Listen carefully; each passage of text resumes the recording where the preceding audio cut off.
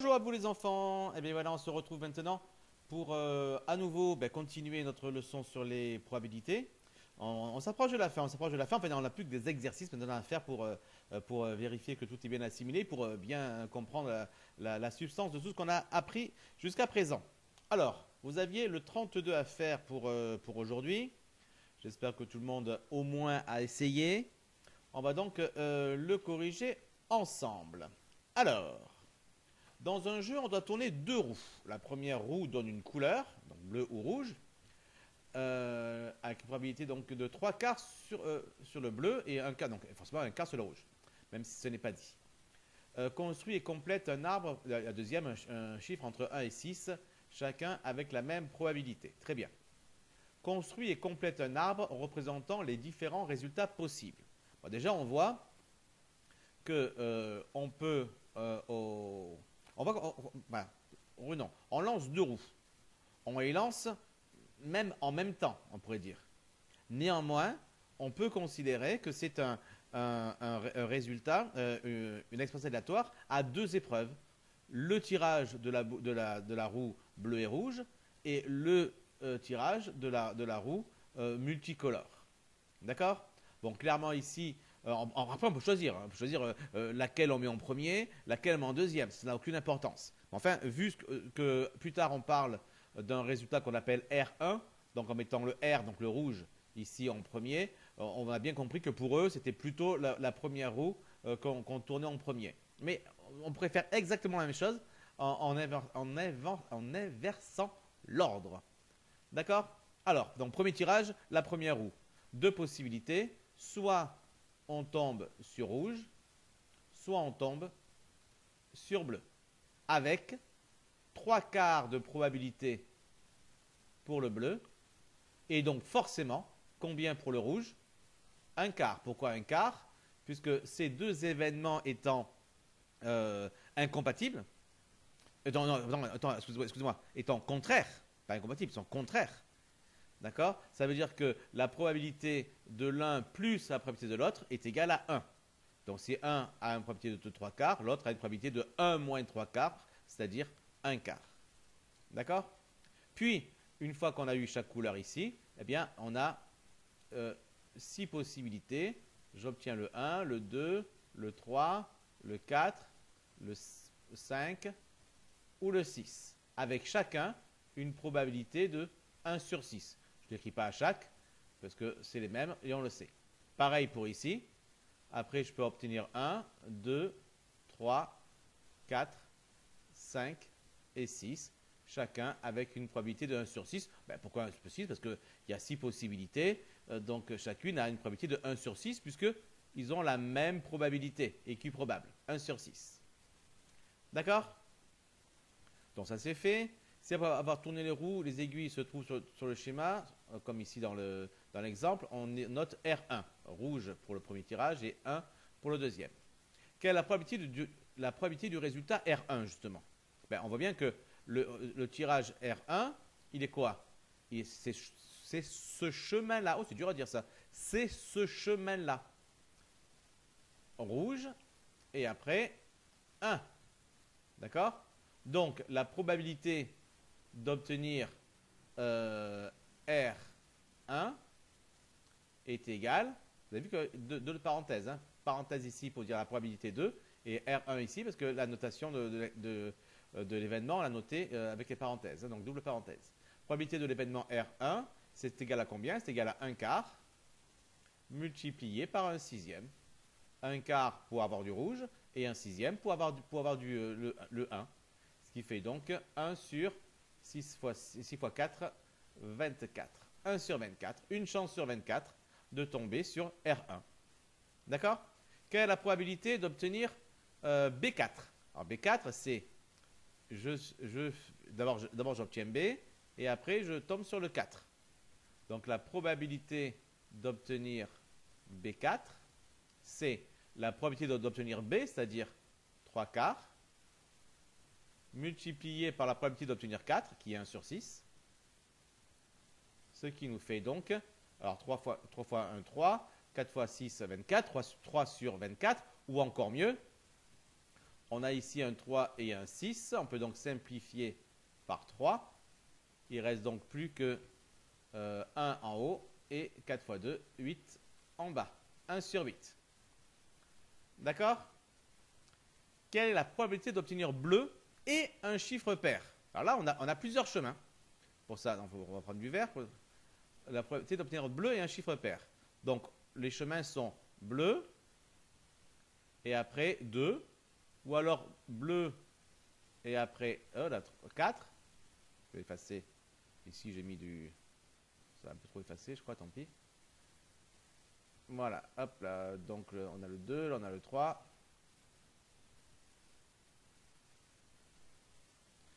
Donc 4 ici. Et après, hop, jusqu'à 6. D'accord? Donc le 2, le 4 et le 6. Donc on va voir quoi finalement? On va simplement avoir la probabilité, donc la probabilité de la question D. Donc on va appeler ça par exemple P de D. Qui sera donc égal à quoi? Eh bien, c'est égal à la probabilité d'obtenir bleu et 2, plus la probabilité d'obtenir bleu et 4, plus la probabilité d'obtenir, donc parenthèse ici, bleu et 6. Pourquoi est-ce qu'on peut ajouter les probabilités?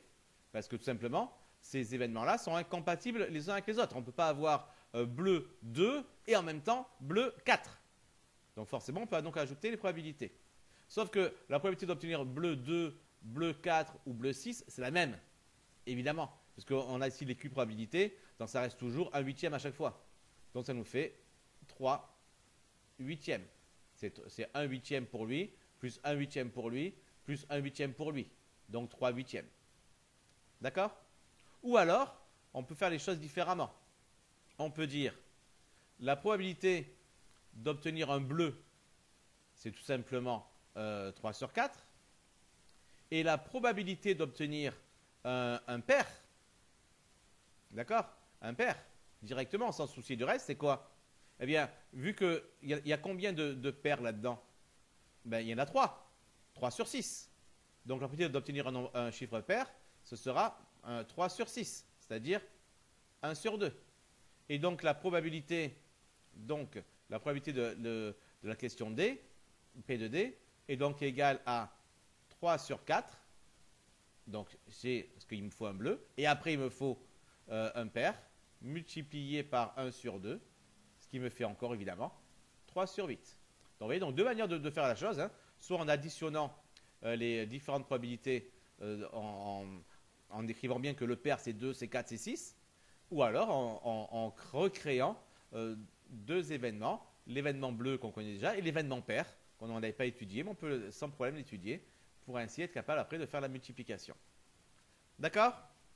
Alors pour le E, alors là c'est un petit peu différent.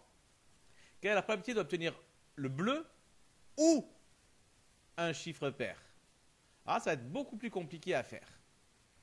Alors du coup j'ai fait un peu de ménage pour revenir donc à une situation où l'arbre est tout propre. Alors regardons. Pourquoi c'est plus compliqué? Parce que obtenir bleu ou un chiffre pair, ce ne sont pas des événements qui sont incompatibles. En effet, si j'obtiens B2, ben, j'aurai du bleu et j'aurai aussi un chiffre pair. Donc du coup, je ne peux pas me permettre de faire l'addition de la probabilité du bleu et de la probabilité du 2. Ça ne marchera pas. D'accord? Donc je ne peux pas faire la probabilité de bleu plus la probabilité de pair. Il faut donc que je regarde mon arbre différemment. Quels sont les chemins possibles qui mènent à valider l'événement bleu ou un chiffre pair? Ben, par exemple, je vais faire ici le chemin bleu. Si j'ai un bleu, n'importe quel autre résultat me conviendra. Que j'obtienne 1, que j'obtienne 2, que j'obtienne 3, que j'obtienne 4, 5 ou 6, tous ces chemins conviennent, puisque j'obtiens un bleu, donc j'obtiens bien un bleu ou un chiffre pair. D'accord? Alors attention, d'ailleurs, à ce propos, je reviens sur la notion du mot « ou ». D'accord? Là, il est vraiment. Enfin, je pense que ceux qui ont fait le sujet l'ont pris comme ça. C'est un vrai ou mathématique, un vrai ou logique. Ça veut dire que quand on dit bleu ou un chiffre pair, on peut très bien avoir les deux. D'accord? C'est pas comme quand on dit tu veux du fromage ou du dessert, il faut choisir. Non, en mathématiques, quand on dit fromage ou dessert, on peut prendre les deux. Et ça, c'est bien. Le ou qu'on a dans le langage courant, où il faut choisir entre les deux, en logique, on appelle ça le ou exclusif, qu'on écrit souvent d'ailleurs OUX, O-U-X, ou en anglais XOR, XOR. D'accord? Donc bien comprendre que le ou mathématique, c'est bien un ou où on peut très bien avoir les deux. Donc ici, forcément, voilà pourquoi ici, la partie entre le B et le 2 a bien été choisie, parce que je peux avoir en même temps un bleu et en même temps un chiffre pair à l'arrivée. B2 convient très bien dans ce OU. D'accord? Voilà, donc je reviens là-dessus. Si vous avez fait un OU plus littéraire, je dirais, vous avez peut-être eu un résultat un peu différent. Alors maintenant, donc là, tous ces chemins-là sont possibles, parce que j'ai du bleu, donc j'ai forcément du bleu ou un chiffre pair. Mais je peux également avoir rouge 2, rouge 4 et rouge 6. Dans ce cas-là, je n'ai pas eu du bleu, mais comme j'ai eu un chiffre pair, là ça va. D'accord? Maintenant, tous ces chemins-là, eux par contre, sont totalement incompatibles. Je ne peux pas avoir du rouge 6 et en même temps du bleu 2. Donc tous ces chemins-là, tous ces résultats ici, toutes ces feuilles, en fait on appelle ça, parce que c'est le bout d'un arbre, toutes ces feuilles sont totalement incompatibles. Je peux donc sans problème ajouter leurs probabilités. Alors quelles sont leurs probabilités? Eh bien, pour chacune des feuilles ici, puisque j'ai du rouge et après un nombre entre 1 et entre plutôt 2, 4 ou 6, la probabilité c'est combien? C'est la probabilité de rouge, c'est-à-dire 1 quart multiplié par 1 sur 6. C'est-à-dire, on l'a déjà calculé la dernière fois, tout à l'heure plutôt, il n'y a pas longtemps, c'était 1 sur 24. Parce que moi, entre-temps, j'ai encodé, donc j'ai fait d'autres choses. Donc forcément, je ne pensais plus que c'était aussitôt pour vous. Donc 1 sur 24. Ben, pareil pour celle-ci, évidemment. 1 sur 24. Pareil pour celle-ci, évidemment. 1 sur 24. Par contre, ici, la probabilité pour chacune d'entre elles sera de combien? Non pas de 1 sur 24, mais de 3 sur 24, parce que j'ai ici donc 1 quart, ici 1 sur 6. Voilà pourquoi 1 quart fois 1 sur 6. Mais ici, j'ai 3 quarts. Et ici 1 sur 6. D'accord? Donc ça me fait à chaque fois 3 quarts fois 1 sur 6. C'est-à-dire donc 3, pareil que tout à l'heure, on va simplifier par 3, on va donc trouver 1 sur 8. Donc chacune de ceux-là ont une probabilité de 1 sur 8. Là maintenant, je peux faire la somme. Et donc ma probabilité du petit e sera donc égale à 1 sur 24 plus 1 sur 24 plus 1 sur 24, ce sont ces trois-là, plus 1 sur 8 plus 1 sur, etc. Il y en a 8 à faire, il y en a 6 à faire, plus 1 sur 8 plus 1 sur 8 plus 1 sur 8 plus 1 sur 8. D'accord? Donc ce qui nous fait finalement, on va simplifier un peu les choses, 3 sur 24, parce que ça plus ça plus ça fait 3 sur 24, plus 1, 2, 3, 4, 5, 6, 6 sur 8. Je vais un peu simplifier tout ça pour essayer de simplifier les choses, que ça marchait, oui. En simplifiant par 3, ça va me faire 1 sur 8, plus 6 sur 8 que je ne simplifie pas pour garder le même dénominateur, ce qui va donc me faire 7 sur 8. D'accord? Allez, on ne passe pas encore au F, parce que maintenant on va refaire la même chose, mais d'une manière un petit peu différente. Donc je coupe, je réencode, comme ça j'efface tout ça, et on revient sur quelque chose de propre pour voir comment on pouvait faire différemment. Regardez, ici on va tout simplement transformer cet événement obtenir bleu ou un chiffre pair, qui donc est constitué de deux événements qui ne sont pas incompatibles, en un événement constitué de deux événements qui, eux, seront incompatibles. On va donc dire la chose suivante, que le E, finalement, on va le transformer en obtenir un bleu ou un rouge, c'est pair qu'on veut, ou un rouge pair. Et là, effectivement, on a bien la même chose. On aura soit un bleu, soit un pair. Enfin, non, pas soit, excusez-moi. On aura un bleu ou un pair, parce que le soit, ça veut dire serait ou exclusif. Hein. On aura un bleu ou un pair. D'accord? Donc ici, notre événement, mais cette fois-ci, obtenir un bleu ou obtenir un rouge pair, ce sont bien des événements qui sont totalement incompatibles. On ne peut pas avoir en même temps un bleu et un rouge pair. On va donc pouvoir faire l'addition des probabilités. Quelle est la probabilité d'obtenir un bleu? Ben ça, on la connaît, c'est déjà 3/4. D'accord? Donc la probabilité ici, c'est 3/4. Et la probabilité d'obtenir un pair, un rouge pair, ben pour les rouges, c'est 1/4. Et pour les pairs, on l'a vu tout à l'heure, c'était 3/6, c'est-à-dire 1/2. D'accord? Donc forcément, la probabilité d'avoir un rouge pair, ce sera 1/4 fois 1/2, c'est-à-dire 1/8. Et donc la probabilité d'avoir E, P de E, ce sera 1/8 plus 3/4. La probabilité d'obtenir donc 1/8, c'est-à-dire rouge pair, ou alors un bleu, 1/8 plus 3/4. Et en mettant même dénominateur, ça nous fait donc 1/8 plus 6/8. Et je retrouve donc évidemment le 7/8.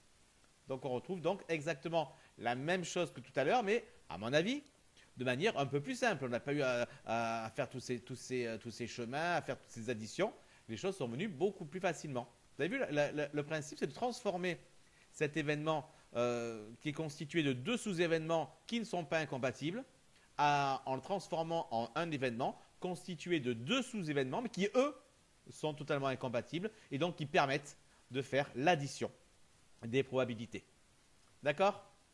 Enfin, quelle est la probabilité d'obtenir rouge et impair? Voilà, c'est excessivement facile. C'est même bizarre qu'il se fait maintenant. Puisque la probabilité d'obtenir rouge et impair, c'est tout simplement ce chemin-là, rouge impair. Donc ça va être combien? Ça va être 1/4 multiplié par, lui aussi il a 1/2. Donc c'est 1/4 pour rouge, multiplié, parce que là on suit le chemin, donc c'est multiplié, par 1/2 pour l'impair, c'est-à-dire 1/8. D'accord? Donc faites bien attention quand vous avez les événements, hein, faites bien attention à bien voir si on a dit du ou ou du et. Car là, effectivement, selon le cas, ce sera très très très différent. Allez, on passe à la suite. Une urne contient 7 boules indiscernables au toucher, 4 boules bleues et 3 boules rouges. Allez, on va le dessiner pour commencer. Ce sera déjà une bonne chose de faite. 4 boules bleues, 1, 2, 3, 4 et 3 boules rouges. 1, 2 et 3. Alors on va faire quoi avec ça? On tire successivement et avec remise 2 boules de l'urne.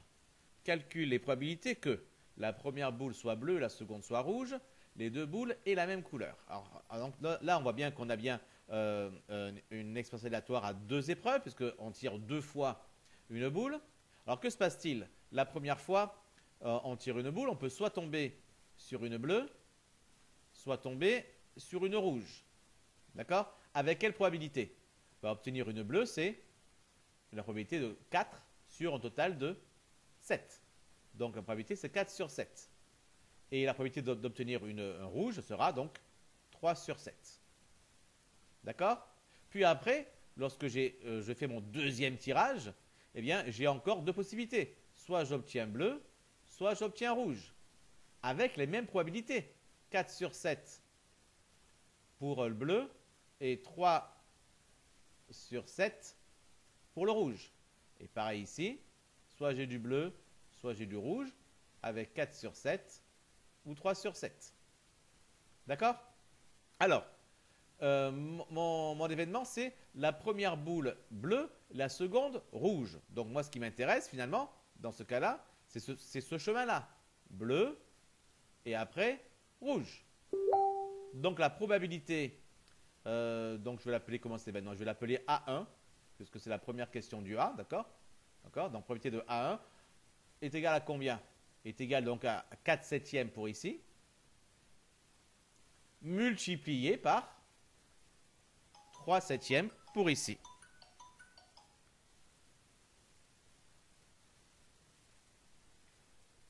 Ce qui fait donc 4 fois 3, 12 sur 49.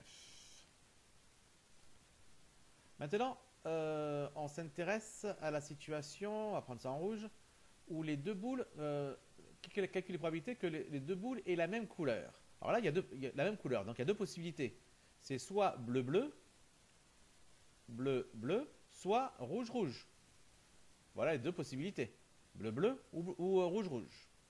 Ces deux possibilités étant totalement incompatibles, on ne peut pas avoir en même temps bleu-bleu et rouge-rouge, on peut donc faire l'addition des probabilités. Donc la probabilité, on va appeler ça A2, ce sera donc la probabilité d'avoir bleu-bleu plus la probabilité d'avoir rouge-rouge. Alors la probabilité d'avoir bleu-bleu, c'est combien? Ben, c'est 4 septièmes fois 4 septièmes. 4 septièmes fois 4 septièmes. Plus la probabilité d'avoir rouge-rouge, ben, c'est 3 septièmes fois 3 septièmes. Parce qu'à chaque fois, on a 3 septièmes ici et ici aussi. 4 septièmes, 4 septièmes. Ce qui nous fait donc 16 49e plus 9 49e pour un total donc de 25 sur 49. D'accord, ça fait un peu plus de 0,5. Donc on a un peu plus d'une chance sur deux d'obtenir deux boules de même couleur. Ensuite, on reprend la question précédente en supposant que le tirage s'effectue sans remise. Alors là, ça change pas mal de choses. Je vais donc tout effacer et revenir pour ceci. Alors, que se passe-t-il dans le cas où on fait un tirage sans remise? Alors, si on fait un tirage sans remise, vous avez réfléchi à la question d'abord? Ceux qui n'ont pas réfléchi mettent en pause et ils reviennent après. Pour ceux qui ont déjà mis en pause et qui ont déjà fait une proposition, juste ou fausse, on rappelle que c'est vraiment pas ça l'important, eh bien, voici la correction. Alors, dans le premier tirage, rien ne change. On tire soit une boule rouge, soit une boule bleue. Quand j'avais mis le bleu en haut, on continue pareil. Avec quelle probabilité? La bleue, il y a 4 chances sur 7. Et pour le rouge, 3 chances sur 7. Pour le deuxième tirage, puisque c'est un tirage sans remise, et je viens de tirer une boule bleue, ça veut dire que dans l'urne, il ne reste plus que ceci. 3 boules bleues et 3 bulles rouges. Donc la probabilité de tomber à nouveau sur une boule bleue, elle n'est plus de 4 sur 7, mais de 3 sur 6, c'est-à-dire 1 sur 2. Et la probabilité d'obtenir une boule rouge, elle n'est pas en plus de 3 sur 7, mais elle est de 3 sur 6, c'est-à-dire 1 sur 2. Par contre, si on a obtenu une boule rouge, dans ce cas, qu'est-ce qui se passe? Eh bien, on a toujours, on va prendre notre couleur pour ça. Je n'ai jamais essayé multicolore, je ne sais pas ce que ça donne. On aura toujours nos 3 boules bleues et on n'aura plus que 2 boules rouges. Donc finalement, la probabilité d'obtenir à nouveau une bleue sera de combien? Il me reste 4 boules bleues sur 6 au total. Donc j'aurai une probabilité de 4 sur 6, c'est-à-dire 2 sur 3. Alors que la probabilité d'obtenir une boule rouge sera seulement de 2 sur 6, c'est-à-dire 1 sur 3. On remarque que le fait que la somme des probabilités fasse toujours 1 marche toujours. 4 sur 7 plus 3 sur 7, ça fait toujours 1. 1 sur 2 plus 1 sur 2, ça fait toujours 1. Et 2 sur 3 plus 1 sur 3, ça fait toujours 1. Donc là, ça marche toujours. D'accord? Alors, on reprend la question précédente. Donc, tout d'abord, la probabilité pour que la première boule soit bleue et la seconde soit rouge. Euh, D'accord. Donc, la première est bleue. On tombe donc sur ce chemin-là. Et la seconde soit rouge. On passe sur ce chemin-là. Donc, la probabilité qu'on va appeler donc B1 ce coup-ci, c'est la première question pour B. Ça, donc, c'est un chemin tout à fait normal. Hein. Donc, ça va donc faire 4 septièmes multiplié par 1 demi. Donc 4 quatorzième, j'aurais pu simplifier avant, égale 2 sur 7. D'accord? Donc P de B1, la probabilité d'obtenir une boule bleue puis une boule rouge, ce sera donc 2 sur 7. Très bien. Ensuite, probabilité pour que les deux boules aient la même couleur. Donc P de B2. Alors non, du coup, je vais changer de couleur pour différencier les chemins en passant vert. Donc les deux ont la même couleur. Ce sera donc soit bleu, bleu, soit rouge, rouge. D'accord? Donc là, la probabilité de B2 sera pareil tout à l'heure. Ce sera P de BB, bleu, bleu, plus P de RR, rouge, rouge. Puisque là encore, les deux parties, les deux chemins sont totalement incompatibles. On ne peut pas avoir bleu, bleu et rouge, rouge en même temps. Donc pas de problème, on peut ajouter les probabilités. Quelle est la probabilité de bleu, bleu? Ben, bleu, bleu, c'est 4 septièmes fois 1 demi. 4 septièmes fois 1 demi. Plus, et la probabilité de rouge, rouge, ce sera donc 3 septièmes multiplié par 1 tiers. Dans ce coup-ci, on va simplifier correctement avant. On peut simplifier par 2 ici et par 3 ici. Ce qui nous fait donc 2 sur 7 plus 1 sur 7. C'est ça, il n'y a pas d'erreur, je crois pas. Ce qui nous fait donc un total de 3 sur 7. D'accord?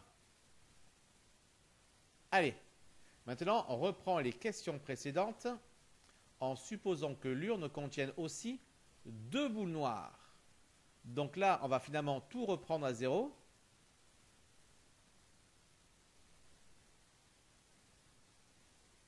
Avec une urne qui contient donc au départ donc combien? 4 boules bleues. 1, 2, 3, 4. 3 boules rouges. 1, 2, 3. Mais également 2 boules noires.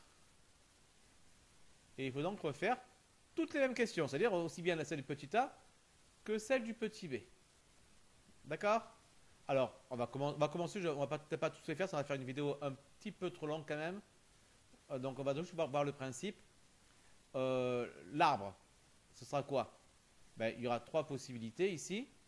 Bleu, rouge ou noir. Et après, à chaque fois encore, bleu, rouge et noir. Bleu, rouge et noir. Bleu, rouge et noir. D'accord? Donc, quelles seront les probabilités? On va commencer par où on fait un tirage avec remise. Hein. La probabilité du bleu sera donc 4 sur 1, 2, 3, 4, 5, 6, 7, 8, 9 boules au total. Donc 4 sur 9. La probabilité d'obtenir rouge, ce sera 3 sur 9. On peut simplifier. Hein. Et la probabilité d'obtenir noir, ce sera 2 sur 9. Et à chaque fois, c'est pareil. Ici, ce sera encore 4 sur 9, 3 sur 9, 2 sur 9. Pareil, parce que c'est avec remise. Si c'est sans remise, c'est ça. Là, effectivement, les probabilités vont changer à chaque fois, puisque ben, là, il y aura une boule bleue en moins, là, il y aura une boule rouge en moins, et là, il y aura une boule noire en moins. D'accord? Et ainsi pareil, on fera donc les chemins, les mêmes chemins que ce qu'on a fait pour le A et pour le B précédemment, pour trouver les probabilités. Voilà, on va pas aller au bout de cet exercice ici. Vous, ben, allez-y au bout de quoi faire, comme ça vous verrez bien si vous êtes au top là-dessus. Si vous n'arrivez pas, s'il y a des problèmes, ben, vous me posez la question en commentaire. On verra ça à ce moment-là. Mais sinon, c'est vraiment exactement pareil que précédemment. Donc, il n'y a vraiment aucune difficulté, si ce n'est prendre un peu de temps pour le faire. D'accord? Bien. 2 derniers exercices pour terminer le chapitre. Oui, on va terminer le chapitre avec ces 2 derniers exercices, le 37 et le 38. Voilà, je vous laisse là. Je laisse également les liens sur Pronote pour aller directement sur le site voir les énoncés. Enfin, vous le voyez ici, donc c'est tout aussi bien ici. Voilà, 37, 38. On les corrigera la prochaine fois. Et puis voilà. Comme ça, on aura donc terminé avec ce chapitre des probabilités. Ben tiens, peut-être même qu'on corrigera cette partie-là aussi. Comme ça, vous l'aurez complète. Vous finissez ça aussi. Comme ça, vous finissez tous ça, le 33. Et vous faites également le 37 et 38. Ça nous fera une belle vidéo de correction la prochaine fois avant de s'attaquer à une nouvelle notion. Bonne journée les enfants. À très très vite. Ciao ciao.